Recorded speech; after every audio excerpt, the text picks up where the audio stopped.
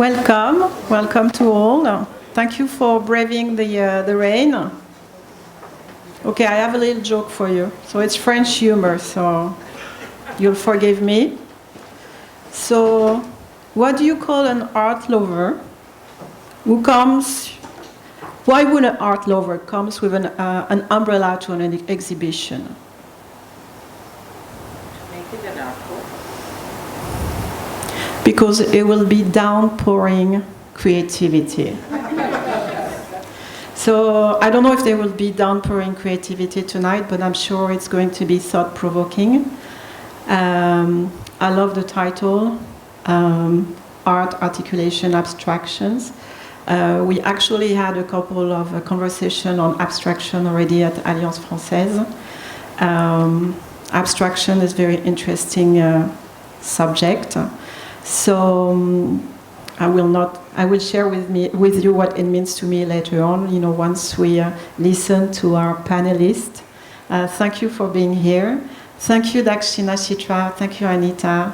And thank you, Javier, for Aftar Foundation for organizing this conversation. This place is a place of connection, and it's very important to have some intellectual input and maybe output too. So, Anita, if you would like maybe to introduce our panelists and the artist, and please, for all of you, go to see the exhibition at DakshinaChitra, which is until March 31st. Thank you, Patricia, so much for being a partner in all our escapades, and thanks to all the Alliance team. A very warm welcome to all of you who have braved this utterly inclement weather to come here. It was supposed to be 17th, and I thought we had dodged the bullet, but of course the downpour is here on the 18th. DakshinaChitra and Avtar Foundation for the Arts, in collaboration with the Alliance Française, is delighted to bring you this panel discussion on the occasion of the retrospective of one of India's premier artists, Rm Palaniappan. The retrospective at DakshinaChitra includes his paintings, prints and catalogues, and even items that Mr. Palaniappan has designed from, the retrospective begins from 1976 to the current period. It's my pleasure to introduce the panel. The moderator is Suresh Jairam, who is very well known for his space number 1 Shanti Road, which is primarily an artist residency, a place of, it's an incubator of ideas where several young artists came and found their feet. It's called the Next Step Residency. So a lot of the well-known artists today really began, several of them began as artist residents at the number 1 Shanti Road. Sharan Apparao, the founder and director of Apparao Galleries. Apparao Galleries has really been the first place of call for all those who want a snapshot of what's exciting in the contemporary art space, especially from the region. So we're very delighted that Sharan is also on the panel. Sharan has also been holding a series of lectures, workshops that I think are extremely enriching to the art space over here, and from conversations with Sharan, I know that a lot of what she's planning is really for young artists, and to have that sort of cross-pollination of ideas. So, really thank you for that, Sharan. Mr. Giridhar Kasnis, whom I'm delighted to have met just yesterday, is a banker turned artist and art writer. Mr. Kasnis, when we were speaking yesterday, said he saw 3 exhibitions that turned out to be life-changing, and really I think made him jump from a banking background to completely immersing himself in the world of arts. There were one of Dasrath Patel, one of Vivan Sundaram, and one of Sudhir Patwardhan. So, art has got this tremendous life-transforming capacity. It's also got the capacity to bring so many of us together in solidarity. So thank you, Mr. Kasnis, for accepting our invitation. Aparajithan Adimulam is a well-known artist from Chennai. He studied art in both Chennai and Baroda. As I said, he's an artist himself, and is also particularly sharp and nurturing art teacher. Personally, I've always been struck by Aparajitan's ability to spot talent, and that's something that I've benefited from. He's a particularly keen eye for spotting young talent and also mentoring them and helping them through all their, through some very vulnerable periods when they have so many self-doubts. And so, thanks Aparajitan. Jaivir Johal has within a short span brought a new energy to the art space here. He does this by supporting institutions. He recently supported DakshinaChitra by bringing works of K.G. Subramanian from the collection of Naveen Kishore from Calcutta. I know he supported the Madras Art Weekend. Then, of course, as the exhibition below tells us, he displays his collection, sharing it so that we can also enjoy the lovely art that he has collected. So, he's been I think the Avatar Foundation for the Arts is really going to be a quite important voice for this region. And so thank you Jaivir. And thanks to all of you again for coming and for responding to our invitation with warmth to explore the theme Art, Articulation and Abstraction. Now over to Suresh. Vanakkam, good evening everybody. Thank you for inviting me, Anita, and this is going to be interesting in many ways. One is that all of us know Palaniappan at different times in our lives. I knew him when I was a student and doing my BFA, and we were talking about his prints, and I told my printmaking teachers that I like Palaniappan's work. It has all these interesting things happening on the surface. And they said, this is not a print. And so we had an argument, and that is where my association with Palaniappan begins. And he also invited me once to do a curated show for the Lalit Kala Academy Chennai from its collection. And in between, Palaniappan is a constant visitor to Chitrakala Parishad in Bangalore, where I used to teach and study. And there's always been these warm exchanges of what is happening in Chennai and what is happening in Bangalore with him. So I want each one of you to narrate something that anecdotal about how you know Palaniappan. I know him for a long, long time. This goes a long way. So, thing I remember is I remember strongly I went to his wedding reception. And I remember still that, and it's a long way. And he has helped me a lot as when I was a student, and then when I applied for Baroda and all that, he helped me a lot. And it continued, and it still continues. I take his advice, and as being a teacher, and whenever I see a good student, I try to call him for the as a jury or something to see their works. And also, this conversation with him has continued for a long time. So I am very, very thankful and grateful to him. I don't know when I met Palaniappan first, because I feel like I've known him all my art life. And when I did a writing course in Harvard many, many years ago, I had to, of course, unlearn everything I knew, because what I learned in college was something completely different from what I was learning there. And I used Palaniappan's work in the first essay I had to write. And when I saw the work at the retrospective, I suddenly remembered that I had done this, and I was telling him about it. So, I have many, many, many stories about him. So we'll keep those for another day. So my interaction with Mr. Palaniappan personally was only very recent, but I remember quite clearly a few years ago, I walked into Sarla's and I saw these little cards which had almost like a doodle on them. They looked absolutely brilliant, and I'm like, I've never seen anything like this, right? What is this? Who is this, right? So immediately it struck me that there was a language there that was very unique, and that was not that something that even I, who had seen a fair bit of art till then, was familiar with. So in that sense, my familiarity with Mr. Palaniappan comes very differently from yours. I met him through his work.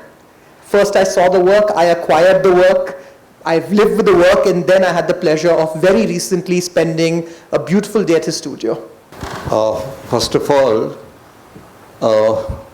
We were born on the same year, so I take the liberty of calling him Palani. Palaniappan is a very long name for me. So Palani, I think we met very briefly in Sumuka when you had your show. But actually I met you when you were the administrator in the Lalit Kala Academy. And what happened, I distinctly remember that we struck a conversation and then you ordered for a cup of coffee, which never came. And thankfully it didn't come because our conversation extended for almost an hour. And both of us forgot about coffee, but then we entered in another arena of art and other things. So I distinctly remember that 1 hour or so I spent with you, and I thank you for that. Giridhar, I want you to start first, continue speaking. One of it is that we want to locate Palaniappan in the context of abstraction, more specifically in the context of the Indian abstraction, and also very particularly in Chennai, which has a long history that talks about linearity as a language, etc. I am sure you are more qualified to do that. You are a historian. I am now actually an art writer turned a fiction writer, so I am going to combine both of them. A line is a dot which went for a walk. So said Paul Klee long time ago. And then this is something which has stuck with me when I see Palani's works. But then Palani's lines not only walk, they sing and dance and float and fly and do a number of things on the surface. It's actually, to put it very simply, I see it as a celebration. He celebrates lines, and he comes from lines and goes with lines and lives with lines, and that's where I try to locate his kind of abstraction. It starts with line. Even Van Gogh said drawing is the root of everything. So for me, when I look at his work, and the work I saw today, this morning in DakshinaChitra, the retrospective, the line is the core of Palani's art, in my opinion. Now, it starts with a kind of playfulness. I have a 5-year-old grandson, and when I see him, I am very curious to see how he draws. I think kind of freedom he uses, I'm talking about my 5-year-old grandson, is amazing. And I've always wondered, where does this freedom go away from many artists? I mean, even Picasso, I think, told about this, that, why do we lose our childhood at all? Why don't we remain children all our lives? No, there is a kind of playfulness in the first instance. But as we go closer in Palani's work, I see that it's playfulness on the one side, but it's extremely meticulously calibrated, well-planned line. So these two things, on the one side you have a very playful kind of approach to art. The other side is the great profundity he brings in, that even in the entire artwork, you can't find one little loophole or an extra dot or extra line being there. There is so much of things happening, but then you see a lot of space around the entire picture. Now, as we go even closer to the work, you see that there is a kind of exploration. In the sense, he talks about, for instance, one of the things, I was seeing his videos last week. He talks about the early influence of, seeing a war film where the planes move. He makes I think I saw it in the artist statement, which is very striking, and I love that statement, Palani, for that. He says, I saw the war, but I didn't know who were fighting. So this is the predicament of the human individual today. When sometimes we see people fighting, but we don't know how, who are fighting for what reason, and where do we take our position on that. Now his artwork, according to me, is that, he walks through that narrow labyrinth where, he accepts nothing, he rejects nothing. And to that extent, he goes closer to Zen. Now, if you are asking me to locate, I'm not really qualified to do that. But let me tell you this. When we talk about abstraction in general terms, there are 2-3 very normal things to say. It's non-objective, non-representational. In his case, I would like to use the word, instead of non-representational, I would like to say new representational, new objectivity, because it is not he uses objects deliberately and specifically. You can see notations, you can see numbers, you can see even in his drawings and paintings, there is no need to do anything, but then he just puts some calibrated mark, as if there's a directional thing which is going, just 2 lines at the top of the canvas or at the bottom of the canvas. So he deliberately does that. So there is a kind of objectivity. So he uses a new type of objectivity instead of rejecting the thing. Second thing is, when we talk about many abstractionists, tremendous, fantastic abstractionists, we use these 2-3 terms. Meditative. It's extremely meditative. Use of interior landscapes. These are all true. I know the greatest, in the case of Palaniappan, all these things work, but at the same time, you can't say they are silent. He's very eloquent. None of his works I saw today, and it spans over a long period of time. They are very eloquent. They speak to you openly, deliberately, and happily. But you don't go into you don't have to go to to another world as if, I don't want to name the abstractionists. They have taken us to realms which we cannot even imagine. They have done all that. But in Palani's case, it's very deliberate that he wants to, he's a man of this world. Let me put it there. He is man of this world. I was looking at the same video, and he talks about a very, very interesting incident, which we all know, of course. He has gone to New York. He has seen the Twin Towers. He has taken a lot of pictures. He comes back, and then several years pass by, and then the Twin Tower happens. And he is, if I'm not mistaken, recuperating from a medical issue. Now, what Palani does, or what Palani says in that video, is that I went on looking at this falling figure.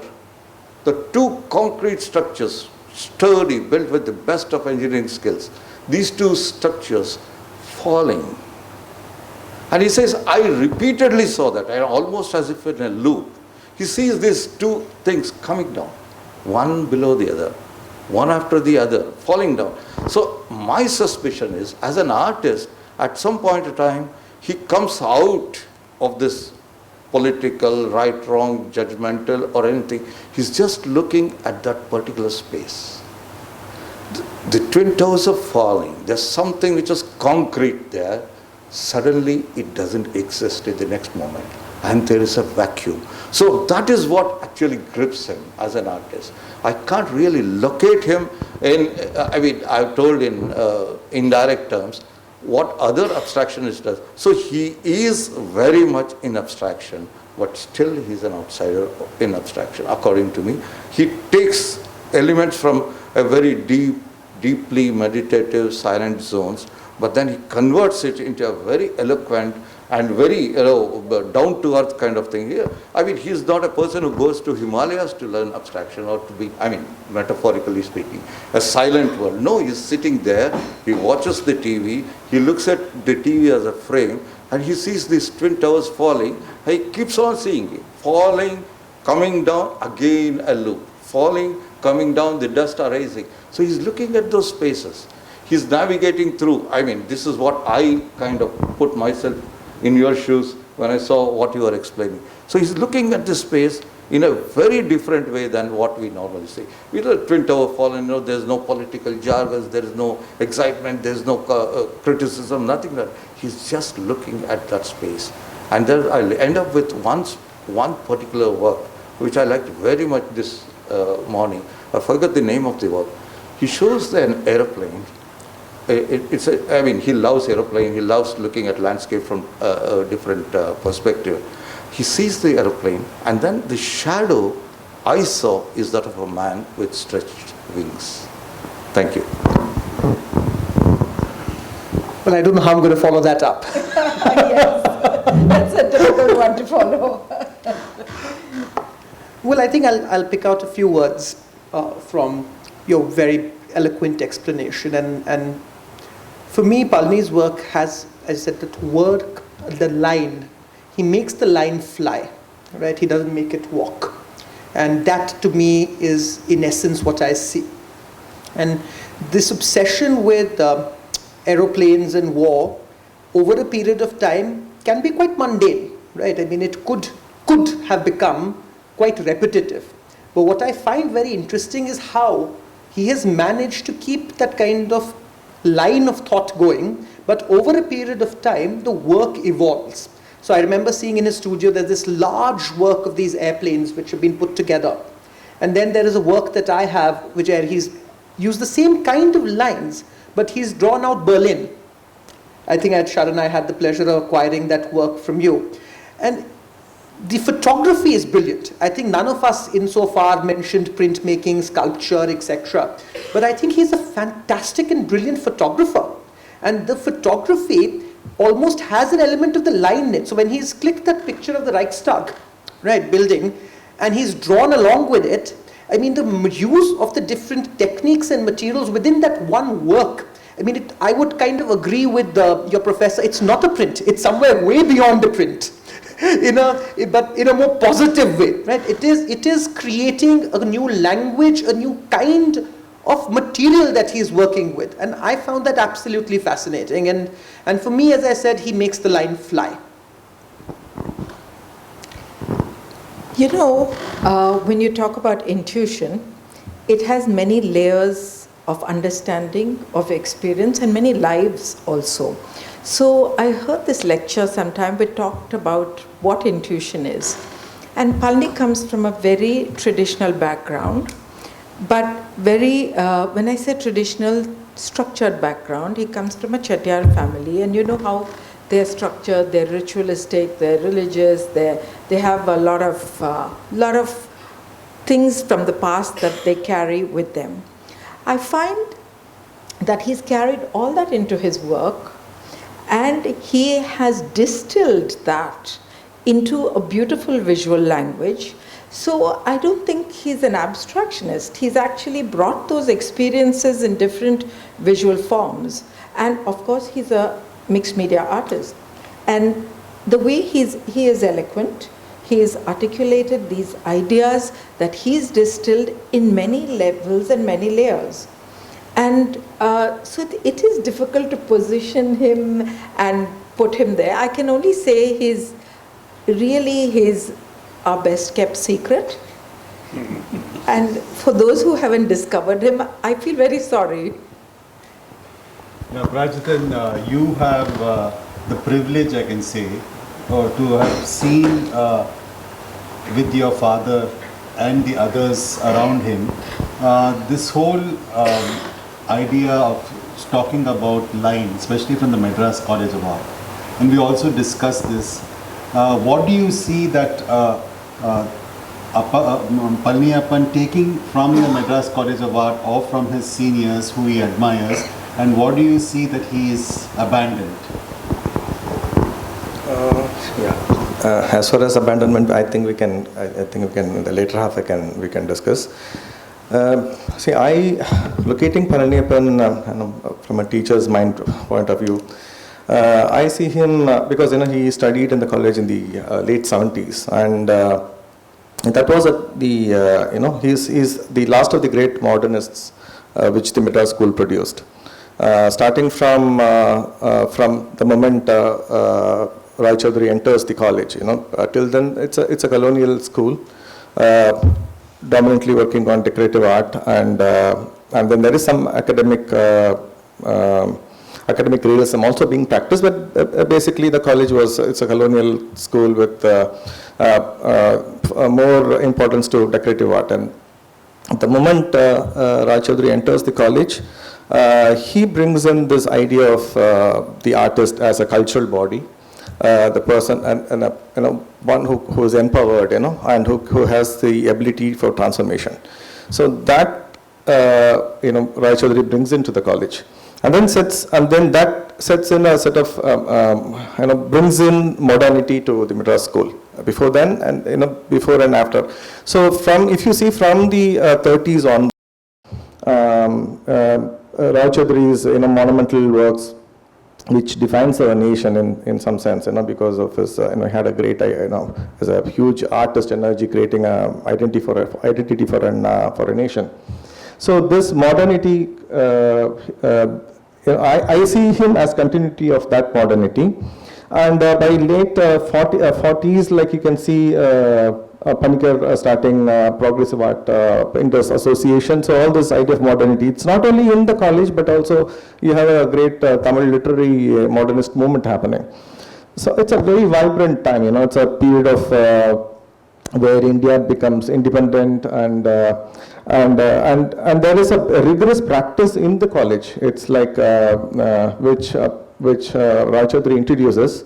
It's because he's not from Shantiniketan. He's from Calcutta College of Arts.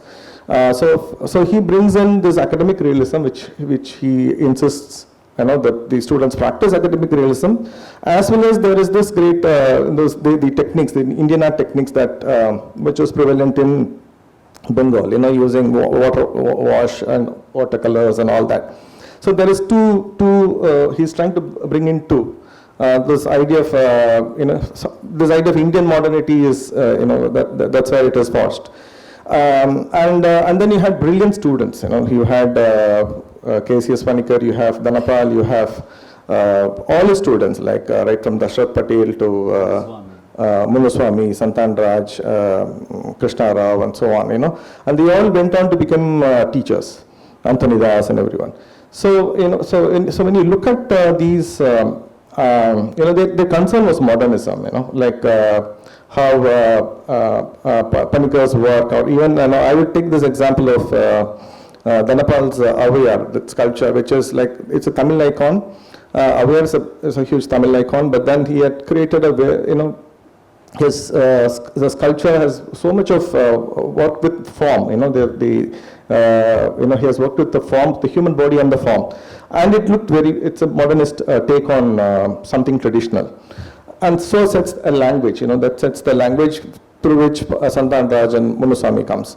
And then the 60s, where, you have Adimulam, Bhaskaran and so on. So, and there is, thing is like, the modernity also liberates. If we talked about, it's not, before that it's only the artisan class who would, join the college. Otherwise some privileged people who had time for academic studies. But once after Rai Chaudhary, I think people from diverse background started coming to the college to become artists. They might be from a farmer's family, they might be from an artisan's family. So they come and then they had to let go of their identity and become something new. That's what modernity demands. This, and then they find a language which has an Indian, because it needed to be modern, but then it had to be Indian. That was a dilemma they were dealing with. But then they found a language which was based on lines, and it was not only the language but also the material.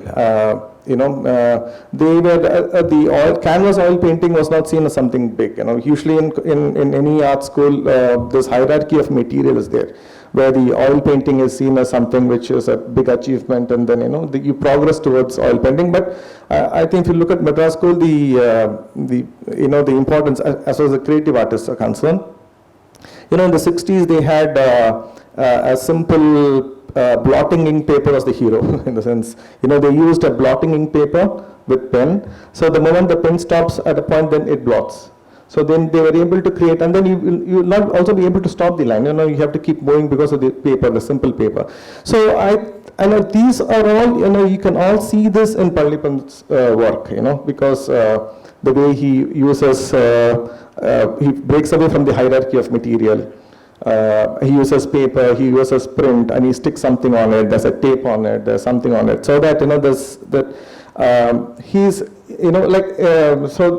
all these traces you can see. That's when I'm trying to locate Palaniappan, because I wanted to see him. I see him as part of that big tradition of modern artists who starting from the 30s, 40s, 50s, and how they emerged. And the 70s was 70s again was a very liberating time. I know that he wanted to be an architect. His first thought was to join architecture, and then he decided to join this college.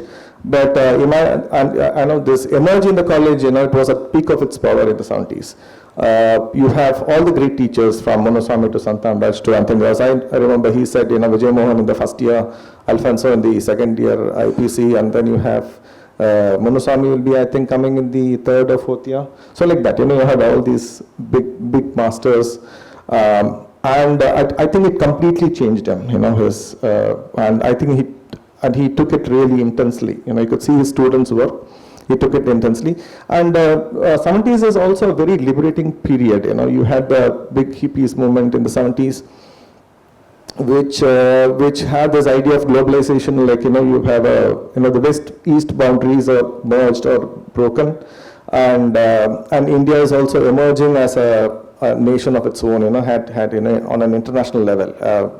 All the 40s and 50s institutional, which they were building, starts to flyer during the 70s. You see the space program that they have. So all these are very, and you're also thinking international at that time. 70s is a period of international, you feel. I also had a conversation with Muralidharan. He said, you see, because 60s you had a very strong set of students, Panikkar being the principal, and you had all these superstar artists. So, but then the 70s, when 70s sort of batch of students came from Douglas to Muralidharan and all that, Murali said he was not, he did not, the weight of the past they did not carry it, because they were seeing something new, like because of this idea of internationalism was starting to come in. And Palaniappan is, I think, 4-5 years junior to all of them, and he's in the late 70s. So I feel that he's the last of the modernist artists which the Madras art produced. And you can see all the traces of it, right from his, the concern of the Madras school was always formal. Of course, it was to do with the content. That's nothing to, one cannot take the content away. But their concern was the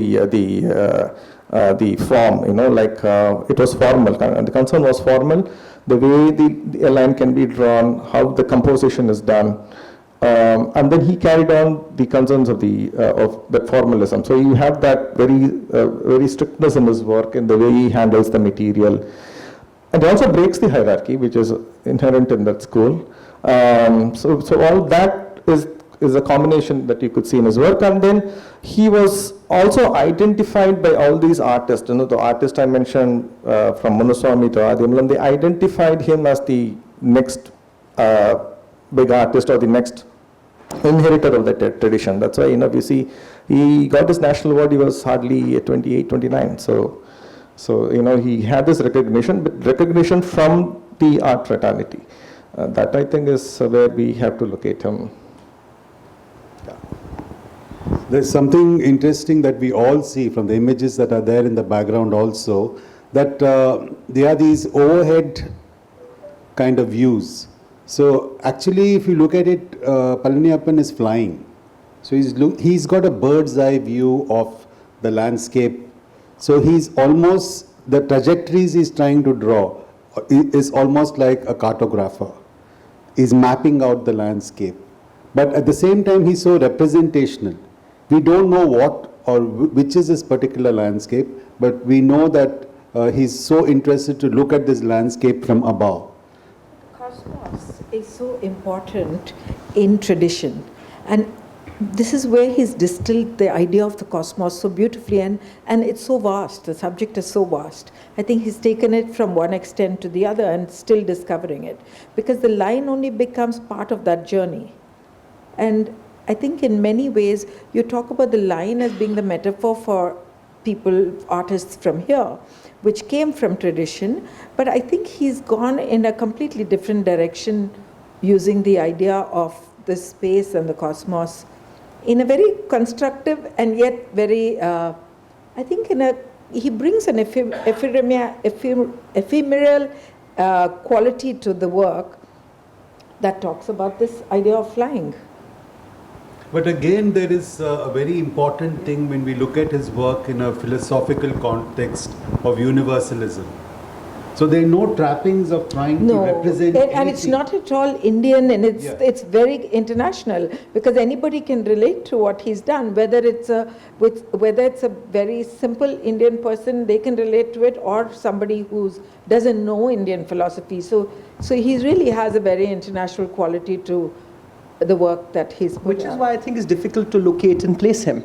Yes. Right. So the very fact that the language is international also perhaps from a placement perspective goes off, because I think one of the greatest misses in the show which the KNMA supported and which was at the Barbican recently, which was India between the two Pokhran nuclear blasts, was that I think I told a friend, I said, so there is no India below the Vindhyas, huh?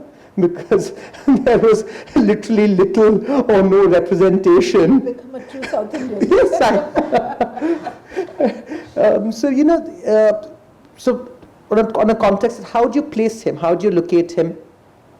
And is this internationality of his work also a reason why we have not been able to, why he's a best kept secret? Because he's not a secret overseas. He's a secret in his country. I think some of the best collections of Indian art across the world have Palaniappan's work in it. But some of the great collections of Indian art in India do not. Right? So I think this is this conversation between is the over-internationality of his work actually something which is leading to him not being placed within the Indian locale of placing him in India, and that is what's leading to maybe curators and other institutions missing him out. And so the conversation becomes, how do we also place him within India? Because I think he has a place in India and has a very important place in India. Yeah, I mean, you have said it all, but this question of placing local, national, international, this is a very tricky question. I mean, one could be, as you rightly said, he's known internationally, and then there's a problem internally. But at the same time, suddenly, locally, he says that he was recognized at a very young age. So, these are kind of contradictions one goes through in not a single artist, but in several. For instance, when you are talking, what came to my mind was again Dashrath Patel. Now, Dashrath Patel was a pioneer in many, many ways. And there was a big seminar in BIC, Bangalore International Center, I think a couple of years ago. So one of the problems in Dashrath's case, as you rightly mentioned about Palani's case, was that he was doing so many things and he was recognized by none. I mean, what is that he didn't do, from design to everything? But then nobody kind of owned him. He was there. Everybody respected him and did everything of value to him. But then when it came to actually holding him, as you rightly said, placing him, there was a problem. So I think one goes through this with a kind of poignance, because what else can you say? I mean, you feel sad. Like in the case of Vincent van Gogh, for instance. I mean, everybody knew him. I mean, everybody recognized him, but nobody collected him. I mean, not a single collector. Can you believe it? I mean, 37 years of life, 900 paintings. In the last 10 years, in the last 5 years, he makes hundreds of images, and which is now today, as we are discussing, he can't pay his doctor's fee, and therefore he paints and gives.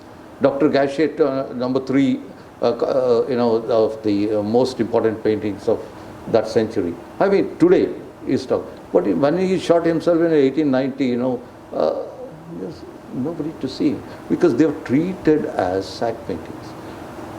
On his day, they were treated as sack paintings. But today, I think Palani escapes that predicament thanks to people like you, in the sense that, the way he placed him was exceptional. I mean, I couldn't have placed him with so many names, in those chronological order, and it was fantastic. I think he does not fall into that trap, thankfully, because he's known to us. His best kept secret, but then the secret is coming out. The Pandora's box, it's opening. So I don't see him as a problem, but maybe you're right. I mean, I've always carried what you rightly said, that Dilli dur hai, and for Dillia it's Kannadigar, a Tamilian is an animal who's very distant, and that should break. And I think retrospectives such as this would go a long way, putting him on that scale. Come on, I mean, we have this treasure, and it's best kept so far, but now the secret is out. The cat is out of the bag, so better come and take notice. I mean, even with Dashrath, the work that Pinakin has put in over the years has been very instrumental. Yes. How many people know? Yeah. I mean, it's an aliva. It's a but you have done it in DakshinaChitra. I completely agree, and I think Anita needs to be complimented on this, and Debbie, that they've taken DakshinaChitra out of this only the looking at the houses and looking at what is happening today, because I think that is very important for all of us to look at what is happening today in the world of art, because it is in a sense our time, right? And Palani represents a lot of what our time is. And a lot of it has a connection with tradition. A lot of it has that connection, and that very subtle connection is what I think DakshinaChitra does in many ways. So, to make the connections, to connect the dots, I think is very important. So another important thing about the show is the whole array of techniques that Palaniappan is able to handle, from crayon, Conte crayon, to etching, to the layers that he's able to do. And the most interesting breakthrough I also feel is how he stamps his work, makes it like an official document. Maybe it's his imaginative thing of a secret document that has to be opened later, the threads that bind it, the notations. It's like a palimpsest. So layers and layers of like metaphors, actions, and also the way he uses mark making becomes a very significant thing in the way he uses material. And we were discussing that Palani comes very much later to oil painting, and he, as you know, that many of the works he uses enamel, or he uses works where he takes something that is printed and he scratches over it.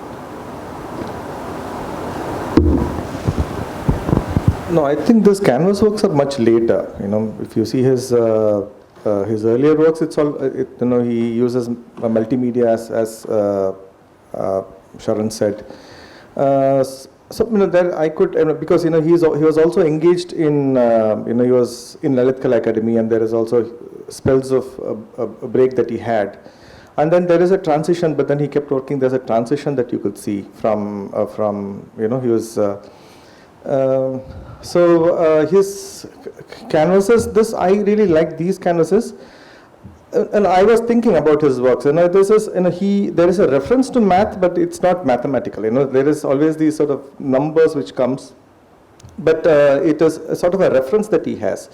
But then there's always that sort of some escape or from outside, that there's a But I thought I would rather stop today with the first early work that he did. Because I think for me it is sort of a riddle which it's answers many things. The work that he did, it's called, I think it's a dream that he had in on his birthday, that steps work that goes up. That is for me, symbolizes many things. Especially when you, it is, I feel that that's the end of modernity in Chennai. Then there's a new period that starts. So that steps which goes, of course, modernity is also about linearity. You go up, progress, it goes up, and then that steps is breaking. It's falling apart, but still there is a possibility of, there's a passage possibility is there. Then the steps goes, and then there's a sky that opens up, somehow that predicts his works, which was to come later. And then, so for me, for me, that work is the seminal work for me, where he still is a modernist, but then he's breaking it out, and then he's becoming the internationalist that, so yeah. That's I think you want to say I wanted to add one thing, which is when I was at his studio and also the works which are there at the retrospective, I think we haven't spoken about how great a master he is of the figure. His figurative early work is extremely strong. It's very, very strong. So there has been a decision to move into abstraction is a concentrated decision. It is not that there is no control over the figure. I mean, we obviously see that, but I mean, his figurative work, which is his early work, the academic work, is absolutely brilliant. I think also when you're a confident artist and have very concrete ideas, you can move very easily from one. Yes, yes. And it takes a lot of skill to abandon, because once you're very good at something, the temptation is to stick on to it. So only if you're very, very great at a lot of things can you have a sense of abandonment of one, because otherwise you will want to stick on to what you know you're good at. And I think that is something you also see through his work, that he leaves a certain material, then revisits it, comes back. I think his sculptures are fantastic. I think I mean, the control over line in a sculpture that Palaniappan does is, even in my opinion, even greater than the control over the line on the canvas. I mean, it is absolutely fantastic. I mean, I would say he is perhaps one of India's best sculptors. I mean, the sculptures are mind-blowing for me. Just as a kind of aside, I mean, we were just talking before this discussion. I was talking about your father, whom I interviewed long ago and in Winsamera, and we talked at length because we are talking about the figuratives and the abstract. So I asked him a question. I mean, he was such a gentle and very nice. So I told him, how do you manage these two things? I mean, you do Gandhi.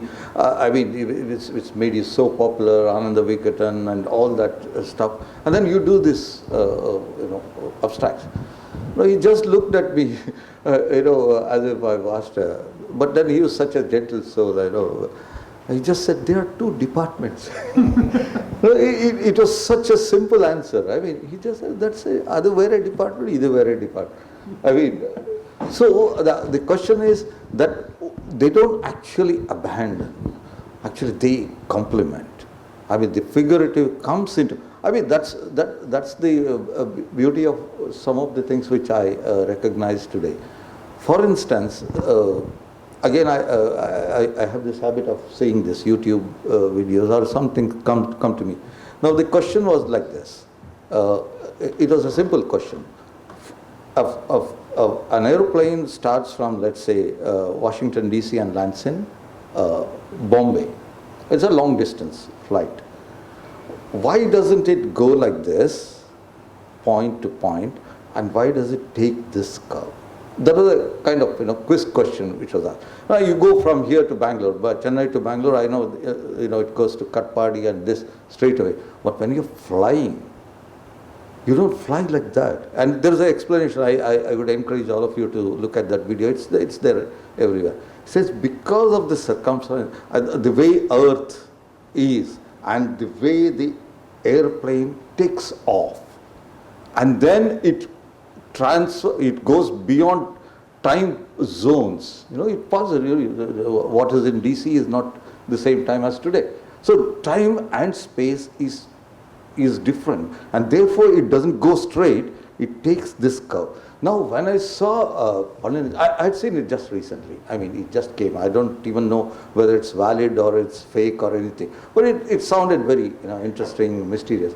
But when I saw his work today, the very first one, what is the gallery called? Vajra? Varija. Okay, sorry. Sorry for that. No, when I entered the very first painting, I was struck by that.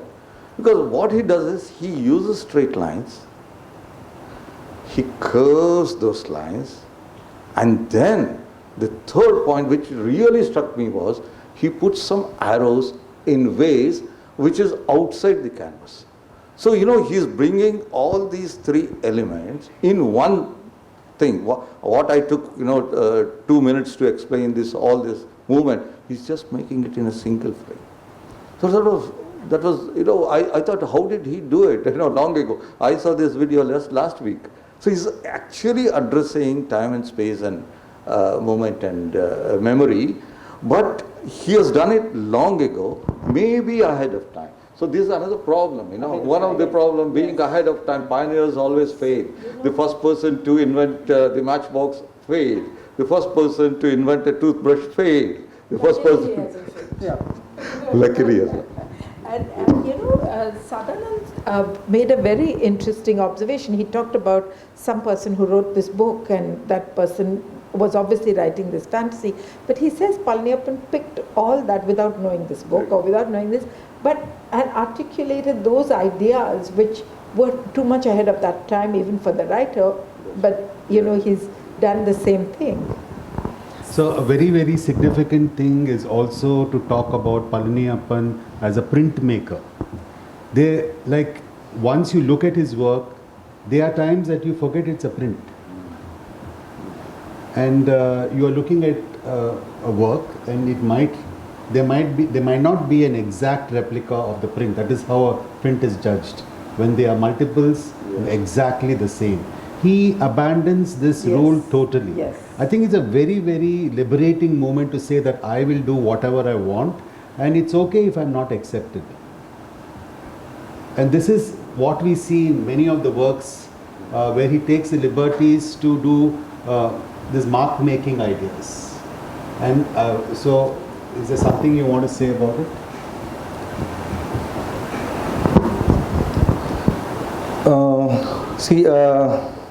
No, he does say taking printmaking itself is like, the possibility of accidents in it.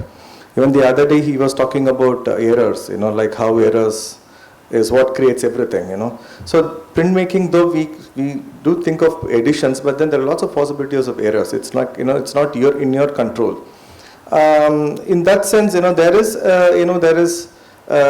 he's not putting his complete control on it.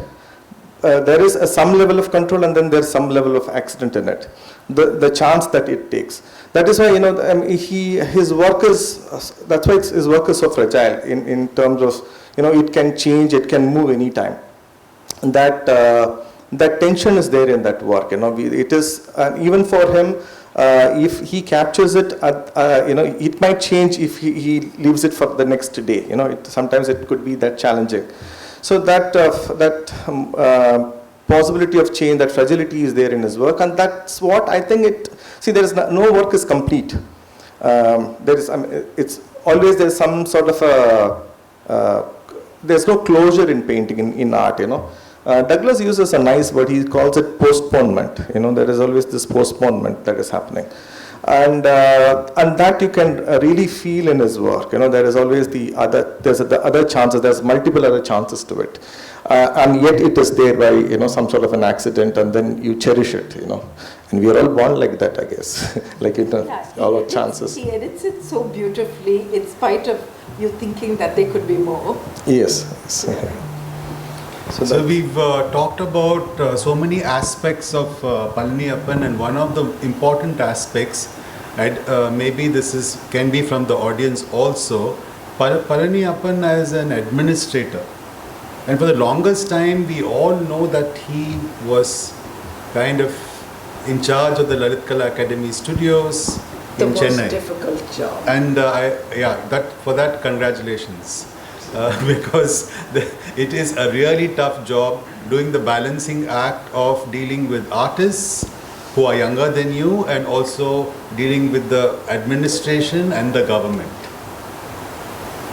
I've had many times that I've had this argument and discussion with him, like, why are you doing this? It's so, why can't you just leave it? Thankless job. Many times. No, I just recall that incident that he ordered for a cup of coffee, it never came. So it says it all, I think. And for me, it was a good occasion because it didn't come so that we prolonged the discussion. But then that's exactly the point, being administrative is like walking on the edge of a soul. Yeah. So you could fall either ways, and then it's, somebody said thankless, and then maybe it's thankful as well, because how many of us have the opportunity to look at others' works? For example, Suresh has been a teacher for a long time, and then he continues to be a teacher in different ways now. No, I mean, I'm jealous of that. I mean, although he would never allow me to come into that arena, not for any other reason that he says keep your space. But then it's always, we all make these choices. Ultimately, at some point of time we get up. I was a banker for 25 years, and then Anita was just asking, how did you come into the art world? I said banking was a distraction, actually. So it's both thankful and thankless job. So it's the time which decides what you want to do at a particular point of time. If I have to do a file work, make a note, or do a very routine thing, somebody has to do it. And if it has to be me, let me do it well. And if I have to come to my studio and practice and do something path-breaking, earth-shaking, let it be there. And even I am no single Giridhar. I am 20 people, 30 people. I am a father to a son, the son to a father. I mean, I play different roles in our personal lives. I have 2 grandchildren, and then when I saw that, I kind of melt. And people say that otherwise you're like that, and then how do you melt it? So we all change. We are like, a bad analogy is, we are a bit of chameleons. I mean, we have to play that roles. You need, if somebody has to do a file of a writing, I've done that for 25 years in a bank, and I know what goes through that. So I'm not looking at art. I mean, that's a job which has to be done. If I don't do it, somebody else has to do it, and let me do the best way. If I had to do a simple invitation design, let's say. At the same time, if I have to go back and write a research on Palani's or somebody, Adimulam's work, I will do that too. So I don't think there is something called thankful or thankfulness. You make a choice and stick to it. And I think I have a slightly different theory to this. I think that discipline that he took to be an administrator also came from his background. The way he's used every aspect of his life, his family, his background, and used it. Yeah. So you're not different, don't worry. So I think another important aspect that some of you also know, that Palaniappan uses the grid so often. That is his almost the background of most of his work. He abandons it, he makes lines soar, take flight, etc., etc. But at the same time, we all know that he is also one of the best book designers we have today. And it has also influenced the way we make books, catalogs, and design these things for us and for others also. And we are eternally thankful, I think, as Adimulam's family for him, because without it's not only he designed the book, he conceived right from documenting the works, and then the idea of the book came much later, between the lines, which came in '97. But that it's really changed Adimulam's life. I think I'm really thankful for him.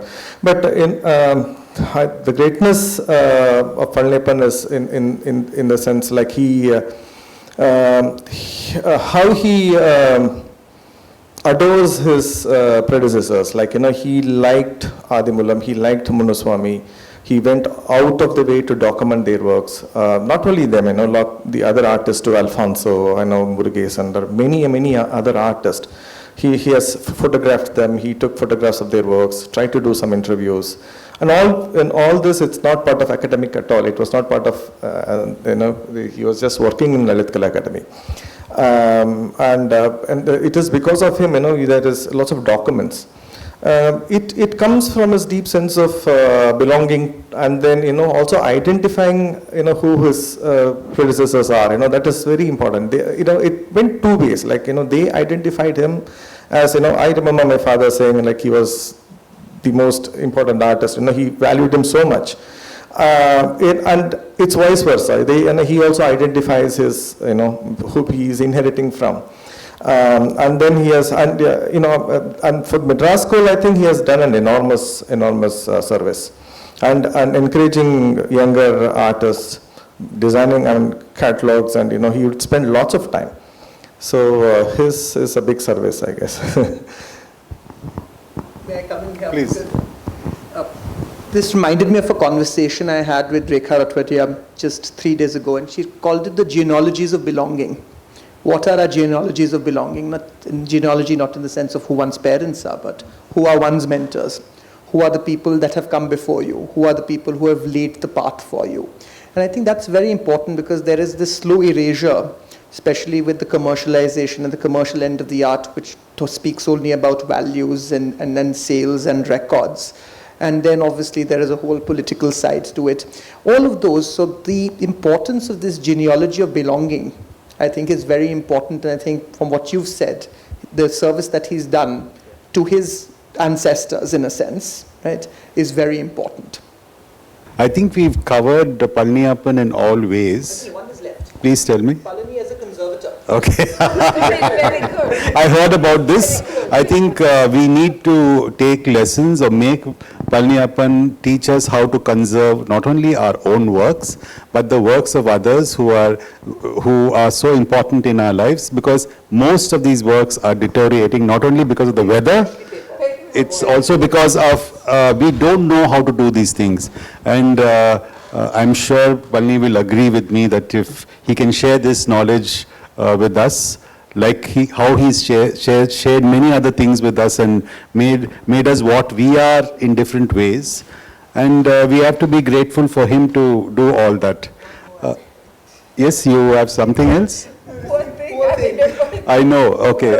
I think we'll excuse you for now, but we'll just open up for more questions or points of discussions that we have missed, trying to look at Palani from different ways, from the sky, from the earth, and from materiality, and so many other ways. Palaniappan has always said he wasted 25 years of his life because of Lalitpala. So I'm so glad that you brought out that it was not a waste, it was a service, and it was also a discipline, which then you've carried through in your work. So it wasn't a waste, Palani. But maybe that's a Chettiar discipline. Yeah, yes, definitely. I don't know. All these people, the panelists, they were talking about my work, and with analytical, it's very great. And I know everyone personally also. And everybody's points also very correct. In some extent, I agree. What else I can say? You was talking about certain things. About the world tower falling, and I'm saying it is a true. When it is not falling down, my drawings won't be this much simplified. Because only at that time I was there in the medical leave. I was starting from you, sir. I was there in the medical leave. My mother has supposed to go America, and she asked something because she doesn't speak English actually, so she needs something from me. And I was there in the medical leave. I was there in a very hectic period with the Lalit Kala, because there was a different story, political story. And I didn't answer it properly. I rudely say something to her.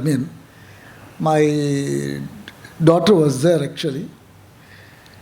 And I told her, she only asked me, why you are talking rudely to her actually, if she wants something, you can write it and give it to her, because nobody knows what is happening in my mind. See, I'm telling you all my work before this point, I'm telling you all my works, what were happening, it is a two aspect of my life. One is a physical and one is a physical aspect of seeing the things. Another one is a psychological aspect of things. Between these two things, always some problem is going on within the mind. I mean, all my work, whether it is a line or whether it is a form of anything, flying man or anything, it came from that particular point actually. I don't want to put only the physical line, I don't want to put the psychological line. It is a conflict between these two, I mean. So I was telling her that, then I didn't tell that I was in the medical leave with a different aspect, I mean, different purpose, I mean. And also really, I was harshly said something. Extremely harshly I told something to my daughter. I got chest pain, really. I didn't tell anything to them. I went to hospital. Then I went to a medical treatment was there actually. It was there and I took a 1 month leave. All these things happened. By the time, my wife's close friend called her saying that you put a CNN and see it, I mean. So we don't have any CNN, but we have this British TV. Then we put it actually, then we saw that it is falling down actually. I was there, very much I was there in that particular spot because myself and Anupam Sood visited, I visited as an international visitorship program with the USIS and she came down and because she had a bad experience in New York City, she was with me, so I took her along with my escort, American government escort to the Liberty Statue and all. When I was going to the Liberty Statue, I stopped and took a lot of photographs of that building. When the same building is falling down, I don't understand whether it is true or not. Something it is continuously what he said, the same thing. It is falling down. It is again and again they are showing. After that, the terrorism, everything it came in the newspapers, and every day started seeing the newspapers. And whatever that political leaders talking about the terrorism is becoming the title to my work. And without knowingly, I'm scribbling something in my work actually, in the newspapers, daily newspapers, wherever the white areas, I'm scribbling something. It becoming an art finally. Then I started seeing it, it's becoming an art for me inside. Everything it is becoming a movement. That is why my simplified drawing, I made after that, more than 50,000 drawings of that kind actually. Still it is there, still I'm doing it whenever I have a kind of things, I do draw something like that as a musical modulation actually. I'm enjoying that freedom out of it actually. That is what it is happening, the drawings. And the same, he was telling about the mathematical calculation. I was very interested in mathematics from the beginning. My schooling time itself, I cannot forget it because my wife is a mathematics teacher. Whatever she had a problem in mathematics, I do solve it. She's a postgraduate teacher. I do solve it when I was there in the college. Simply, and people used to call me in the school time, Rider Palaniappan. I do create my own riders. That means the mathematical sequences, and I used to create, I used to solve it also. So I know that something it is familiar to me for the mathematics. And still I have done a lot of things in my work also. It is very connected to the mathematics, also away from the mathematics. I use both the things. Freedom also I used to have bringing together. That is happening in all my works, not from from college days onwards, from this particular period. I cannot forget all these kind of things. And the World War is also another one aspect. When I saw the first film called Fall of Berlin, that is a Russian English subtitle film, long film. I was seeing who is fighting with whom, and everybody is a military bands and other things. A flight moves in a very confined space, and that freedom I was seeing it. That commander used to say you have to bomb it, and then the pilot used to draw here and there. Within the frame, I saw something. After that, I saw many hundreds of films. Different kind of film, science fiction film also I saw. It all influenced me. Science also familiar to me. Psychology also, and philosophy. All these things I cannot split it from my work. Everything's together. You cannot say, what is that? I do write so many things about the psychologies and the philosophy about my own work and drawings also. And our Abrajitan told the same thing. I cannot forget my teachers. And same time, my teachers, who is my teachers, I cannot take it as only one teacher who taught me, like Vijay Mohan, negative space and positive space, the importance of the both the things when he was doing the figurations. This negative space is very important to make that positive. So that kind of understanding, it was there. I mean. So when I started reading books of many international artists, not one masters, great masters from the Ruskin. When I was there in the Oxford, I went to the modern masters, the 4 books. Out of that, I gone here and there, So I was going through all these kind of things, Yeah, the whole world masters is becoming my masters. I mean, whenever I have a problem, I used to recall my teachers. I mean, they will solve it. I mean, that is what it is happening. I cannot keep, this is my teacher. I mean, and for Joseph Beuys, for example, whenever I have a problem with many conceptual artists, I always get that person, and Sigmar Polke. So I cannot refer only one teacher. I mean, everyone. What is happening? See, you just ask Debbie how I was inducted in this DakshinaChitra. Nothing. I don't know. I was, because of this one of the IAS officer, he saw my work. The way I worked in the Lalit Kala, they put me in the one of the festival of Tamil Nadu in one program, that is IGRMS. She saw that my work and she said, Palaniappan, you have to be with our board. So from that day onwards, the last 20 years, I was there actually. Like that, all my connectivity, it's happened it's a kind of chain. It is not the one actually. In a way, I mean, you people analytically, whatever you told it is, I agreed certain things and not certain things, many things I agreed actually. What he said, it's a freedom. I really like that, the freedom of that, 3-dimensional. See, another one aspect, the physical aspect of that our floor, that means aerial view or anything, that is one way. Another one is, for me, metaphysics. Another one way, the universal space actually. And see, that the inaugural day, whatever I told, only one word, that is 100%, still it is the reality to everybody. Error is very, very important actually. Without error, you cannot do. The error only makes that, what you call, that is a whole universal, expanding of this universal, multiple universes. What is happening? Without this error, so I'm trying to put that, perfection. But always error is there. That gives the expansion to my works, I mean. And every time it is happening actually. Every aspect it is happening. I think I have a small request. We've dissected Palaniappan enough.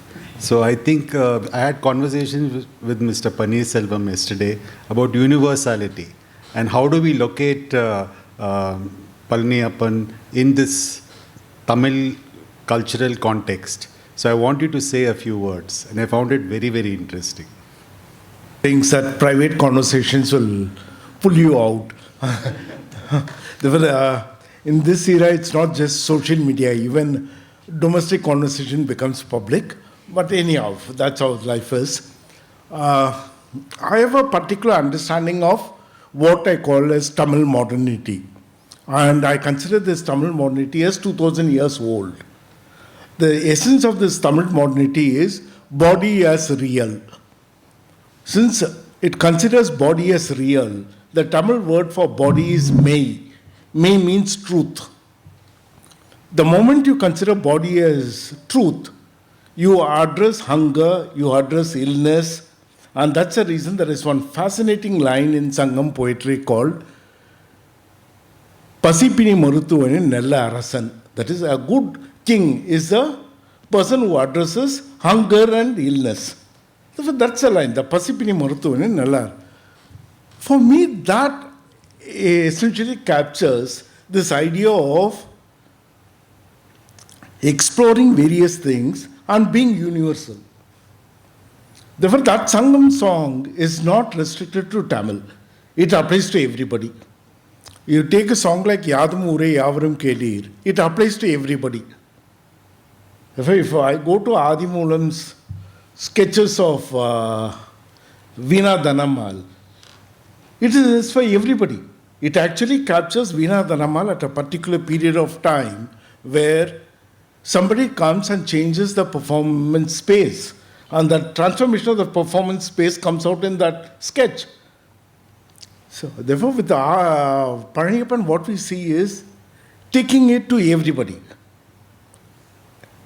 His particular is the one which gives his universality more meaning.